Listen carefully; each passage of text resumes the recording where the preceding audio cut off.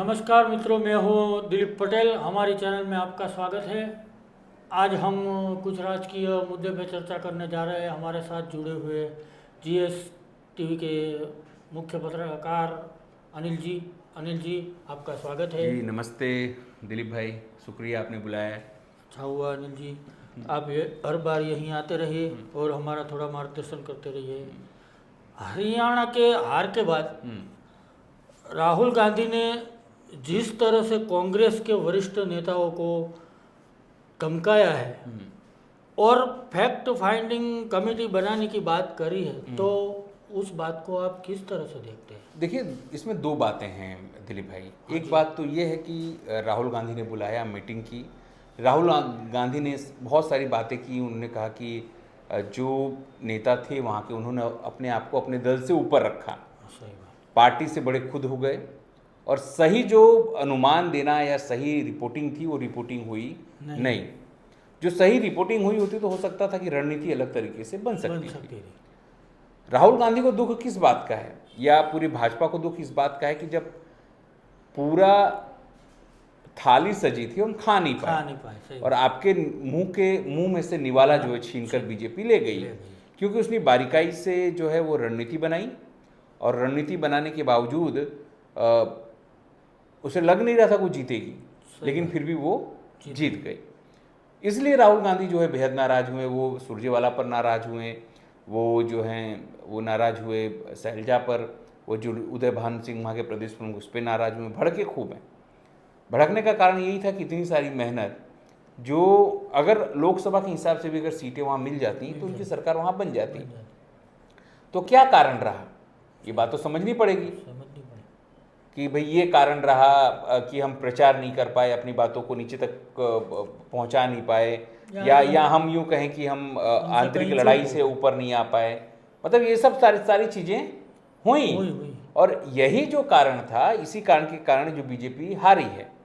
अब देखिए, बात आएगी, अपने खास दूसरी बात कहूँ कि फैक्ट फाइंडिंग कमेटी के बारे में अगर मैं आपको बात बताऊँ तो जब पहली बार 2014 में हारे थे तो एंटोनी कमेटी बनी थी। तब सर मैंने वो कवर किया था और मैं दिल्ली में था।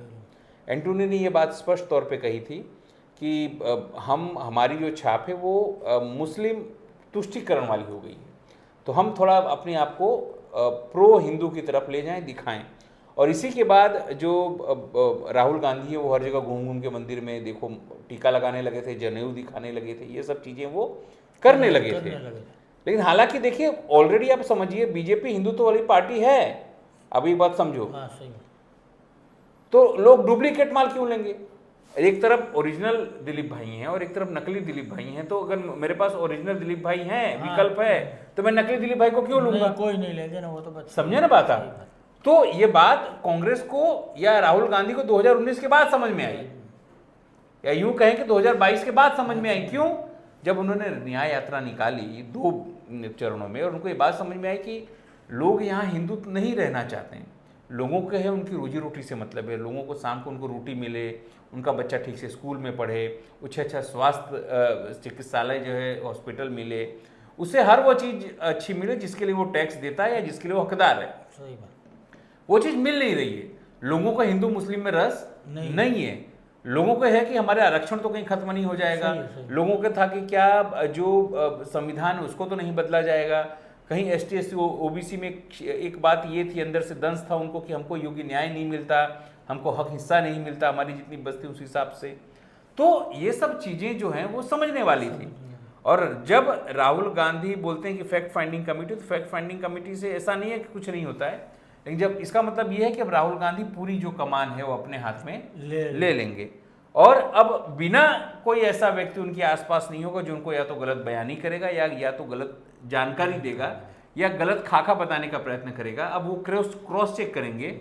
अब देखिए, आप कर्नाटक में सुनिए, कर्नाटक में ऐसा नहीं था कोई भी पक्ष में। एक बात तो है कि हर पक्ष के अंदर गुटबाजी होती है, दलीय अगर चुनावी अभियान में आप हैं तो आपका 1 गुट 2 गुट 3 गुट 4 गुट, एक नेता है, नेता के उनके अपने समर्थक होते हैं और वो दूसरों की विचारधारा से अलग होती हैं, वो अच्छी बात है। लेकिन आपका जब दलगत राजनीति यानी आपका गुट जो है वो मुख्य पार्टी से अगर बड़ा हो जाए, बड़ा हो जाए। जो कि हुआ हरियाणा में, हरियाणा- शैलजा के जो लोग थे वो हराने में तुले थे, जो हमारे भूपेंद्र जी हुड्डा के लोगों को, भूपेंद्र जी हुड्डा का जो लोग थे वो हराने में शैलजा को, और जो सुरजेवाला थे उनके सुरजेवाला किसी तीसरे को हराने में लगे थे। मतलब ये सब चीज़ें हुई, और ये सब चीज़ें होने के कारण ही नुकसान हुआ। ऐसी बात नहीं थी कि राहुल गांधी को भी ख्याल था, कि राहुल को लगता था कि लोगों की आंधी है, लोग देना चाहेंगे तो हम जीत जाएंगे और बाद में सब कुछ निपटा लिया जाएगा। कर्नाटक में भी यही था, DK शिवकुमार और जो सिद्धारमैया है उनके बीच में टकराव था, लेकिन उनको ये समझाया गया कि भैया पहले अब जीत लो, सत्ता जीत लो, फिर नक्की कर लेंगे हम किसको क्या देना है। सही बात है। अभी बोलते हैं कि अभी गांव बसा नहीं और लुटेरे पहले आ गए, तो कैसे आप जीतोगे? यही बात है ना। तो वहाँ वो फॉर्मूला काम आया। उसके बाद आप तेलंगाना में देखिए, वहाँ फॉर्मूला काम आया, लेकिन कहाँ फॉर्मूला काम नहीं आया? तो छत्तीसगढ़ में फॉर्मूला काम नहीं आया, क्योंकि भूपेश बघेल थे, उनकी कांग्रेस थी, गलत बयानी की, गलत अवलोकन दिया, केंद्र को हार गए। आप मध्य प्रदेश में देखिए, कमलनाथ थे, कमलनाथ विलन साबित हो गए, बाद में भाजपा में जाने वाले थे लेकिन उनको लिया नहीं गया, उनके बेटे दोनों को। आप राजस्थान चले जाइए, राजस्थान में जरूर से आज जो अशोक गहलोत बोल रहे हैं कि वहाँ गुटबाजी थी और ये थी, में तुम्हारे यहाँ भी तो यही था। सही बात है। आपको तो केंद्र बुलाना चाहता था, आपको तो केंद्र बुलाना चाहता था दिल्ली, लेकिन 80 साल के ऊपर के बेचारे जो मल्लिकार्जुन खड़गे उनको संभालनी पड़ी पार्टी, वरना आप होते पक्ष में, और वहाँ नए लोगों को अब चांस नहीं दिए। मतलब बीजेपी ने जो माइक्रो प्लानिंग की, उसके बाद अंतिम में भी, इसके बावजूद भी नहीं हारती, मैं आपको बता दूं। लेकिन मैं कहता हूं मैच में जो रेफरी था वो इलेक्शन कमीशन था। तो कैसे जीतोगे आप में टूट है ही, लेकिन हाँ एक तरफा माहौल था। अगर आप कहते हैं आपका अनुमान था, तो एक तरफे माहौल में कितनी भी बीजेपी मेहनत कर लेगी, अगर इलेक्शन कमीशन उनको सपोर्ट नहीं करता, अगर सीधे 70-80 सीटों के आसपास हो, तो इलेक्शन कमीशन 10 पे जीता था बीजेपी को। जैसा आरोप लगता है लोकसभा इलेक्शन में कि लोगों ने एक तरफा माहौल बना और लोगों ने बीजेपी को हराया, तो यहाँ तो जनता थी आपके साथ में, आप कहते थे जनता लड़ रही है, लेकिन आपने जनता को, यानी कांग्रेस ने जनता को हरा दिया, क्योंकि उन्होंने चांस दिया बीजेपी को और इलेक्शन कमीशन।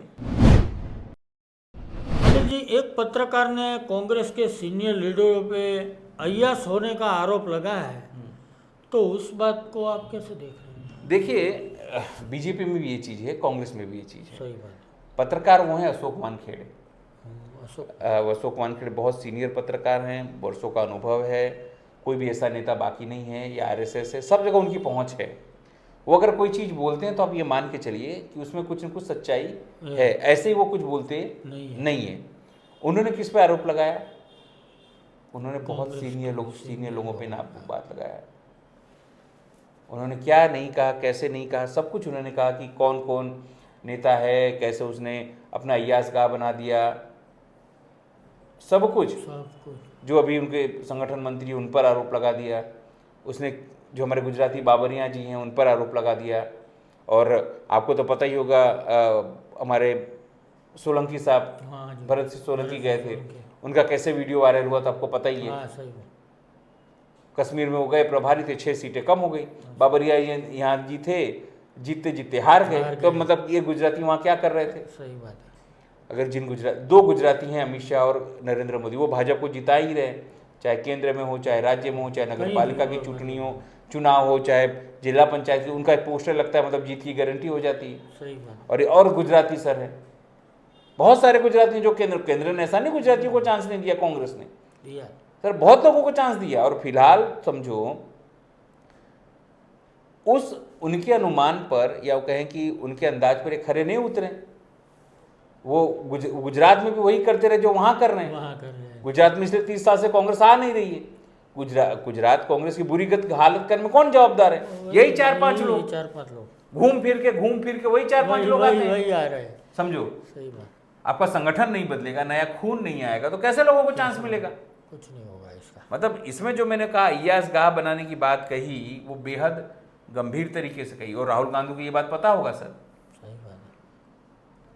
राहुल गांधी को ये बात पता होगा कि कौन है वहां गद्दार, किसने अय्यासी की, किसने होटल में कार्यकर्ताओं को बुलाया, वो सब पता होगा।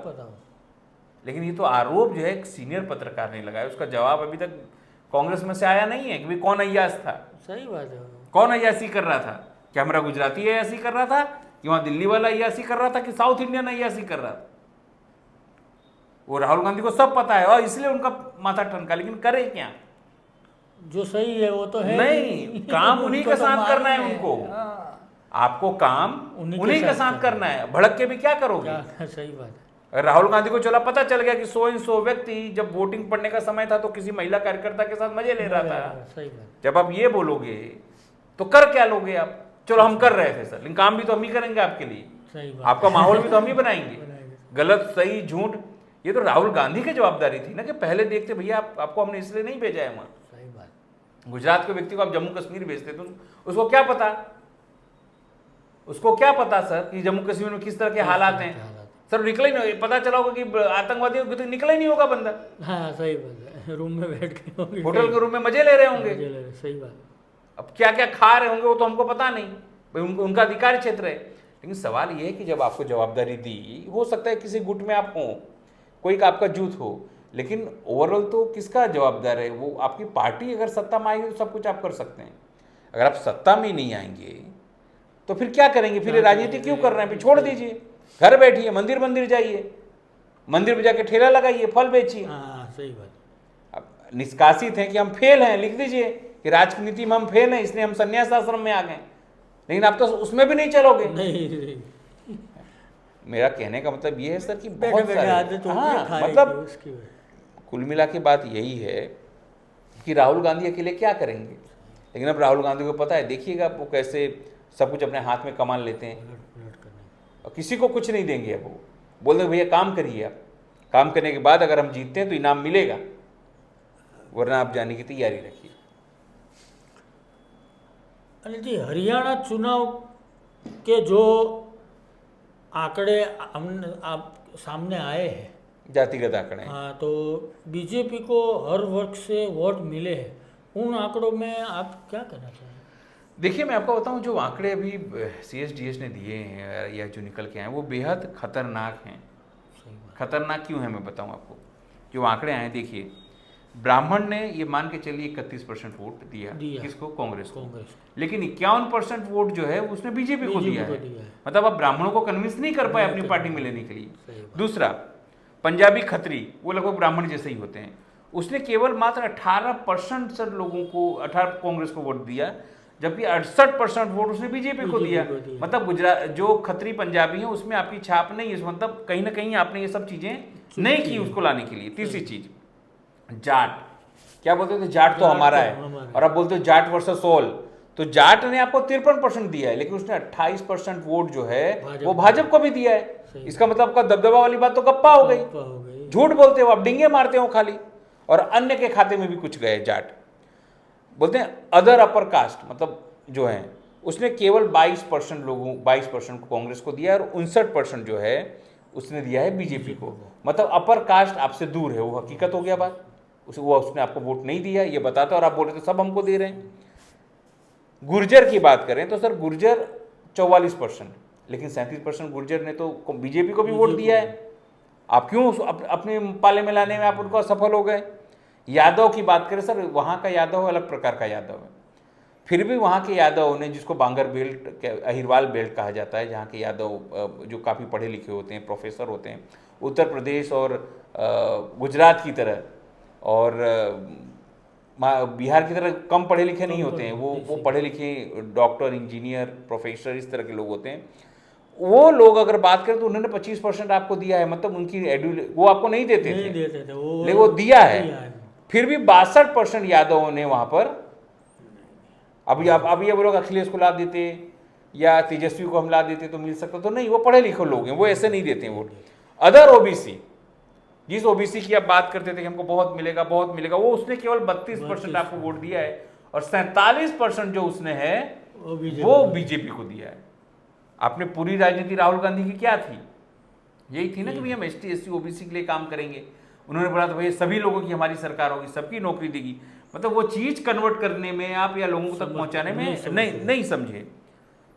अदर SC, मतलब उसमें जो अदर SC है जिसमें जाटव नहीं आता, अदर SC ने 33% खाली आपको वोट दिया और 45% उसने दिया है बीजेपी को। इसका मतलब जिस ST SC की आप बात कर रहे हो वो उसने आपको सपोर्ट ही नहीं किया, वो नहीं किया ना, उसने 45% दिया है सर। सही बात है। और जाटव उसमें भी होते हैं, जाटव ने 50% वोट दिया है, लेकिन बावजूद उसके 35% उसने बीजेपी को भी दिया है। साथ में मुस्लिम की बात करें, हम बोलते हैं ना बीजेपी के लिए मुस्लिम पूरा है, मुस्लिम मुस्लिम मुस्लिम, सर 59% मुस्लिम, 7% मतलब बीजेपी को भी मुस्लिमों ने दिया है, और जो उसने अपक्ष खड़े किए थे उसको दिया है, पूरा कांग्रेस को नहीं दिया मुस्लिमों ने भी। यानी जिस मुस्लिमों की ये गवाही रोज करते रहते हैं, रोज बात करते हैं कि मुस्लिम हमारे साथ है, हमारा वोट बैंक है, हमारा वोट बैंक है, गोदी मीडिया भी कहता ही है कि इनका वोट बैंक है, वो मुस्लिम भी इनको नहीं मानता। जबकि वहाँ क्या हुआ था, मुस्लिमों को, सुनिए, वहां पर मुस्लिमों को नेस्तनाबूद करने का प्रयत्न किया गया था, उनके झुग्गी झोपड़ी पूरा साफ कर दिया गया था। बावजूद सर खाली 59% मुस्लिमों दिया, मतलब ज्यादा है ऐसा बात नहीं है, लेकिन मुस्लिम बटे हैं, 100% नहीं दिया। और सिख की बात करें तो सिखों ने, जो सिख नाराज बताए जाते हैं, उसने 47% दिया है, लेकिन 21% सिख जो हैं उसने बीजेपी को दिया है। मतलब ये क्या बताता है कि आप खाली बातें करते रह गए। देखो एक बात ये समझ लीजिए दिलीप भाई, आप हमेशा ये बोलेंगे ना कि हम ओबीसी को दे रहे हैं, हम ये दे रहे हैं, वहाँ नायब शीर्ष सैनी क्या है, बीजेपी ने नायब शीर्ष सैनी को क्या समझ के वहाँ खड़ा किया, वो ओबीसी के चेहरे हैं। किसके चेहरे हैं? ओबीसी के। वो केवल यहाँ नहीं बताएंगे, वो बोलेंगे हर जगह बताएंगे, देखो हमने ओबीसी को मुख्यमंत्री बनाया है। सही बात है। एक समय आप भी बोलते थे ना कि भाई अशोक गहलोत तो हमारा ओबीसी मुख्यमंत्री है, छत्तीसगढ़ में तो हमारा ओबीसी मुख्यमंत्री है, आप ये सब बोलते थे ना। तो अब वो बोलेगा भैया हम देखो, हमने तो यादव को भी मुख्यमंत्री बनाया, हमने क्या शर्मा को भी बनाया है, हमने आदिवासी को भी बनाया है, और हमारे पास तो केशवलाल मौर्य और सम्राट चौधरी जैसे ओबीसी लीडर हैं, और ये सीएम भी है। आपके पास कौन सा ओबीसी लीडर है बताइए? आप तो जाटों के पीछे में रह गए। मतलब होता यह है कि देखिए एक बात समझ लीजिए, राहुल गांधी बहुत अच्छे आदमी है। आपको पता है कि राशन कार्ड पोर्टेबिलिटी एक स्कीम आई थी, वो किसके कहने पे आई थी? उन्होंने बोला था, वो उनको कहने पे आई थी। क्यों? उन्होंने एक बार चोरी से, चुपके से एक यात्रा की। कहां से? गोरखपुर से मुंबई तक। गोरखपुर से मुंबई तक जनरल डिब्बे में या सेकंड क्लास डिब्बे में। वहां उन्होंने समझा कि जो लोग गोरखपुर से मुंबई जाते हैं उनका राशन कार्ड तो गोरखपुर में रहेगा, वो कैसे लेंगे? तब उन्होंने मनमोहन सिंह सरकार में ये कहा था कि आप लोग ऐसा कुछ रास्ता लाइए कि वो जो बंदा वहां ले सकता हो, कुछ बारकोड जैसा करिए कि दूसरी जगह भी जाके वो अनाज ले सकता है। सही बात। जिसको अभी मोदी साहब कहते हैं ना, one nation one ration card. तो वो जमाना वो हुआ था सर यूपीए सरकार में, और वो देन थी राहुल गांधी की। राहुल गांधी के लिए बोलना नहीं चाहिए, वो शायद हो सकता है कि चुनाव की राजनीति में शायद कहीं कम तर हो या फेल हो, लेकिन वो आदमी बहुत अच्छे हो, लोगों के लिए सोचते हैं। सही बात। लोगों को हम कैसे हक दिला सकते हैं, तो भैया इसलिए तो उसने कहा था कि हम 8,000 रुपए देंगे। सही बात। युवाओं लेकिन को उनके हम पीछे कोई उनको नहीं, आपको चेहरा चाहिए। अगर आप ये बोलते हैं, देखिए आप जब राहुल गांधी ये बोलते हैं कि जातिगत जनगणना हम कराएंगे, एसटी एससी ओबीसी, तो आपके पास एसटी ओबीसी का चेहरा होना चाहिए, जो चेहरा बताए कि भाई एसटी हूँ मुझे लाभ मिला है, मैं एससी हूँ मुझे लाभ मिला है, मैं ओबीसी हूँ लाभ मिला हो। लेकिन आप तो जाट के भरोसे रहे। और कुमारी सैलजा जो है वो गलत चेहरा है आपका, वो जीत का चेहरा नहीं है वो। क्योंकि जब आप देख सक रहे हैं, यहाँ आंकड़ा बता रहा है आपको कि एससी खाली 33% दे रहा है आपको, तो क्या मिला आपको? कुछ नहीं ऐसा। आप अशोक तंवर को ले आए थे, वो भी नहीं मिला आपको। मतलब कुल मिला के बात तो यही, जो आंकड़े क्या बता रहे हैं कि बीजेपी ने हर सेक्टर में आपको धोया है। सब सही बात। अगर जो आंकड़े अगर सही हैं, अगर इलेक्शन कमीशन खेल नहीं किया, तो बीजेपी ने हर सेक्टर में आपको धोया है। चाहे वो आरएसएस की छोटी छोटी मीटिंगों की बात, आप मजाक उड़ा रहे थे आप, उसने माइक्रो प्लानिंग की और आपको हरा दिया। ये जातिगत जो आंकड़ा है वो यही तो बता रहे हैं ना। तो यही है। उसने जो माइक्रो प्लानिंग की जातियों के बीच में जाके, जाटों के बीच में जाके, उसने अदर अपर कास्ट में मदद की, उसने पंजाबी खत्री गया, सिख गया, मुस्लिम गया, मुस्लिम में भी उसने तोड़ा, सबको तोड़ा ना, सबको तोड़ा, आप कुछ नहीं कर पाए। फिर क्या मतलब है आपका इस चीजों का? कोई बात। अनिल जी आज का आखिरी सवाल, अब कांग्रेस महाराष्ट्र और झारखंड के बीच क्या रणनीति बनाएगी? देखिए मुझे जो मैं समझ में आता हूँ, बीजेपी वहाँ तो एक सक्रिय है, बीजेपी बर्तन बांट रही है वहाँ पर। यहाँ तक बात आ गई है कि बीजेपी पैसे दे रही है महिलाओं को, अब चौथी किस्त मिलेगी। किसानों को कहा गया कि 25 साल तक आपको हम फ्री बिजली देंगे, अब रोड रास्ते बना देंगे, हर वो चीज़ देंगे जिससे आप खुश हो सकें। अब तो अब ये समझिए कि क्या राहुल गांधी किसी दलित के यहाँ जाएंगे, खाना बनाएंगे, खाना खाएंगे, तो क्या वो दलित उसको वोट देगा? नहीं देगा। वो देखेगा मुझे मेरे अकाउंट में तो पैसा आ रहा है, मैं अगर किसान हूँ तो 2,000 रुपये आ रहा है, मैं महिला हूँ तो 1,500 रुपये आ रहा है, मेरे घर में अगर कोई युवक है तो 10,000 रुपया कमा रहा है, और बर्तन भी हमको मिल रही है। हो सकता है आगे देशों में ये प्रेशर कुकर, टीवी और पता नहीं क्या क्या दें, फोन भी दे सकते हैं, क्योंकि पैसा तो जनता का है। अपने घर से तो लाएंगे नहीं कोई, चाहे एकनाथ शिंदे हो, चाहे अजीत पवार हो, चाहे कोई भी हो, अपने घर से तो कोई लाएगा नहीं। वो आप जनता का पैसा आपको पकड़ाएंगे, कोई देना है, ठीक है ना बात, वो दे रहे हैं। वहाँ कोई ऐसा अलग अलग वहाँ अमुक जातियां उसको वो सेंट्रल की जाति में ना डाल रहे हैं ताकि उसको लाभ मिल सके। मतलब हर वो काम वो सी चीज कर रहे हैं जिससे वोट इकट्ठा हो सके। और कांग्रेस क्या कर रही है और इंडिया गठबंधन क्या कर रही है, तो एक दूसरे को धोने का काम कर रहे हैं। एक बोल रहा है कि भाई तुम अति विश्वास में रहे, एक बोल रहा है आपने हमको टिकट दिया होता तो हम ये करते। लेकिन इस सभी के बीच में उद्धव ठाकरे ने स्टैंड अच्छा ले, भैया अभी सब शांत रहिए, मिल के लड़ेंगे, सीएम का चेहरा जो भी हो मिल के लड़ेंगे, हराएंगे। अब इनकी बात रणनीति, आपको शुरुआत कहां से, अब आपको समय कम है सर। देखिए कैसे आपको समझाऊं। आपका बच्चा बोले एग्जाम दिया, आप पूछो क्यों कम आया नंबर, पप्पा बीमार હતો ને, મારું આવું હતું ને, મને આવું હતું ને, મને આ તકલીફ હતી ને, ટીચરે મારી જોડે આવું કર્યું ને, હું ટેન્શનમાં આવી ગયો હતો ને, એટલે તમે માનો ચલ વાંધો નહીં પણ જોજે। પણ પછી 15 દિવસ પછી समझो 15 दिन के बाद फिर आपका एग्जाम हो और फिर आपके कम मार्क्स आए, तब क्या बहाना होगा? तब कोई बहाना नहीं। ये समझिए 15 दिन के बाद फिर से ये बहाना है, आपके पास फिर एग्जाम है, फिर आपके पास अब हो सकता है इस हफ्ते में इलेक्शन का वहां घोषणा हो जाए।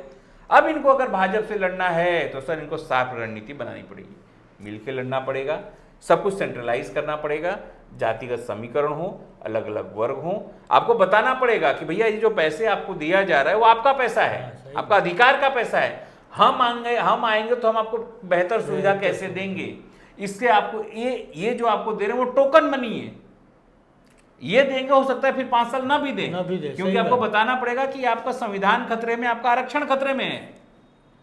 क्या आप अपने आरक्षण को छोड़कर ये कुछ चंद पैसे लेने के लिए तैयार हैं? ये आपको बताना पड़ेगा। सही बात। आपको बताना पड़ेगा युवाओं को आपको रोजगार नहीं मिल रहा है तो क्या 10,000 रुपये में चल जाएगा आपका? नहीं चलेगा ना, वो तो सही बात है ना। महंगाई इतनी बढ़ गई 10, तो आप अपने युवाओं के लिए काम मांगिए, रोजगार मांगिए, इससे क्या करेंगे? किसानों की बात से आपको बताना पड़ेगा कि भैया ये 2,000 रुपये आप दे रहे हैं लेकिन जीएसटी आपके सामान पर कितना है, भारी। आपको ये सब करना है, इस सरकार को हटाना है तो आपको जिताना पड़ेगा। ये बात आपको खाली लिप सर्विस नहीं, आपको सोशल मीडिया में भी आपको ये चीज करनी है सर। आपको लोगों तक ये बात पहुंचाना है, एक नैरेटिव सेट करना है। हालांकि बोलते हैं कि गलत नैरेटिव सेट हुई, नहीं जीते आप, यहां पर आपको सही नैरेटिव सेट करना है। झारखंड में भी आपको यही चीज करनी है। आपको माइक्रो प्लानिंग कहां से करनी है, तो जब आपका वोटर लिस्ट पहले आपको देखना पड़ेगा, इसके बाद अब फॉर्म भरना आपका सही ढंग से हो जाए। फॉर्म भरने के बाद आपको जो सर्वदलीय बैठक उसमें जो आपत्ति हो तात्कालिक आपको दर्ज करानी पड़ेगी, क्योंकि आपको लगता है कि 70C फॉर्म में गड़बड़ी थी तो वो सही हुए कि नहीं, आपको लगता है कि कैसे बैटरी 91% चार्ज रह सकती तो वो कैसी बात हुई, आपको लगता है कि कहीं गड़बड़ी हो रही तो आप तुरंत ही उसको वहीं रोकिए, अटकाने का प्रयत्न करिए। 288 सीट है, उसमें कितने जल्दी से जल्दी आपको अपनी जो गिनती है सीटों की, मतलब बांटने की, वो खत्म करके चुनाव में लपटना होगा, आपको जाना होगा। अभी तो आप वही नहीं कर पा रहे हो कि कौन कितनी सीटें पर लड़ेगा। कांग्रेस कितने पे लड़ेगी, उद्धव ठाकरे की शिवसेना कितने पे लड़ेगी, शरद पवार की एनसीपी कितने पे लड़ेगी, समझो ये सब बातें हैं ना। तो ये सब से ये देखिए 2 चीजें, इसको जैसा लेना चाहो आप ये लेना चाहिए कि अगर राहुल गांधी को लगता है कि वहां गलत हो गया, हमारी रणनीति गलत हो गई, तो उनको दमदार तरीके से अपने हिसाब से मेहनत करना पड़ेगा। लोकल लीडर पे विश्वास नहीं करना है, या करना है तो क्रॉस चेक करना है कि बात जो बंदा बोल रहा है सही बोल रहा है क्या। प्रचार की रणनीति जो उनकी है वो ठीक है, उनकी बातें ठीक है, लेकिन वो जमीन पर उतरे, एग्जीक्यूट हो, वो जरूरी है। यानी झारखंड और इनके लिए समझिए दोबारा परीक्षा है। अगर ये समझिए ये हारते हैं, बीजेपी इंडिया गठबंधन हारती है, मतलब इसका मतलब इनमें दम नहीं है, केवल बातें करते हैं। हाँ, अगर जीतते हैं तो मान के चलिए कि वो गलती थी और गलती को सुधारा गया। नमस्कार, आज के लिए इतना ही। हमारी चैनल देखते रहिए और सब्सक्राइब कीजिए, नीचे बेल बटन दबाइए। नमस्कार।